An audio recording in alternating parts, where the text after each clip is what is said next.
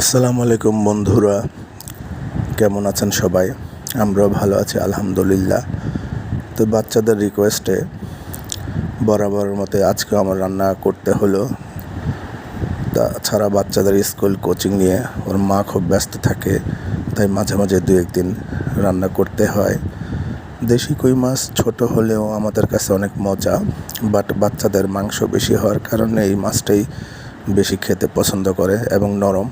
যাই হোক, আমার হাতের নিজস্ব সিস্টেমে এই কই মাছটা রান্না করলে বাচ্চাদের কাছে তো মজা লাগে, এমনকি আমার কাছে, আমাদের অনেক আত্মীয় স্বজনের কাছেও ভালো লাগে।